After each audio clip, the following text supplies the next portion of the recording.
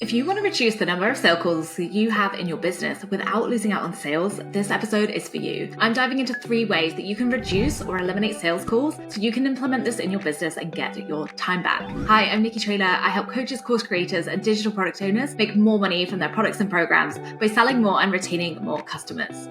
Stay tuned so you have the exact strategies you need to free your schedule from time-sucking sales calls. The first way to reduce the number of sales calls you need to get on is to increase your conversion rate. That's the number of people who buy from you out of the number of people you're selling to. And there are a couple of ways that you can do this. First, you can do a better job of qualifying people before they get on a call or before they're even allowed to book a call with you. That means that you have a way to filter out people who are potentially a bad fit or who don't have the money to invest right now. Yes, you're getting on less calls, but the chance of that person buying is increased, which means you're not wasting time on calls with people who aren't ever going to buy from you. Hello, free time. Use a questionnaire, an application form, or just have a quick convo in the DMs, something to help you understand if your offer is exactly what they need before you hop on a call.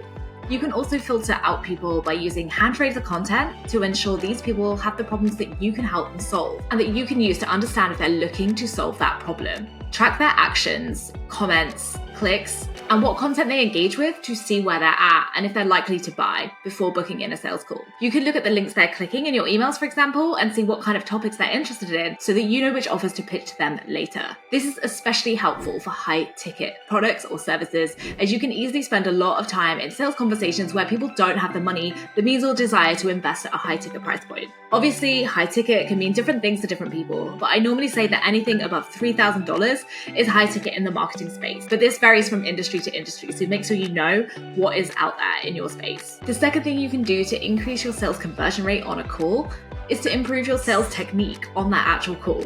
So after every sales call, assess what worked and what didn't. If you received a lot of objections or questions and you weren't prepared for them, think about ways to come better prepared for every call. And if anything felt uncomfortable, find ways to make it feel smoother and more natural the next time. Every little thing you can improve on can increase your conversion rate for the long haul. If you feel uncomfortable or don't bring the right energy to the call, this can impact your conversions as well. So do everything you can to manage your mindset and your emotions before a sales call, whether that's putting on some tunes that hype you up, meditating, working out, implementing power poses, whatever you need to get in the zone, just do it.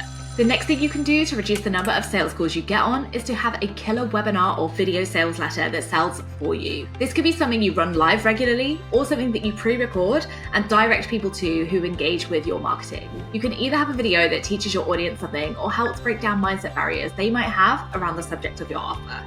After a teaching portion of your webinar, you can then transition it into some kind of pitch for your offer for those that want additional support. Videos convert really well and are often one of the easiest ways to sell to cold traffic, as people can connect with you quickly and instantly get a feel for your vibe. That builds the all-important know, like, and trust. And they can also get a sense for your teaching style as well. If that resonates with them and your offer is exactly what they need, they're way more likely to hop into a course or program without having experienced it for themselves.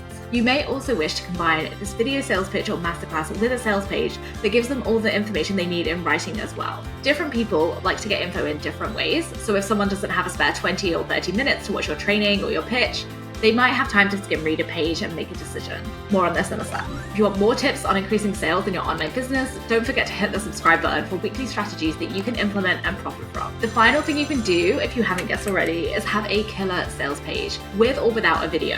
A sales page is like a sales conversation in print, and if you do it right, it should eliminate the need for a sales call because the reader has everything they need to make a buying decision. There may be instances when you still want to have a sales call, like if you're selling a one-to-one service or something extremely high ticket, or even a group program where the community is an important aspect and you want to check the fit of the person for that group. In this instance, you can afford to have a more stripped back sales page because they don't need to know everything to book a call. As we're talking about eliminating sales calls though, I'm going to talk more about long form sales pages. These can be up to 10,000 words, maybe even more if the audience is particularly skeptical and you need to provide more context and details for them to make a decision.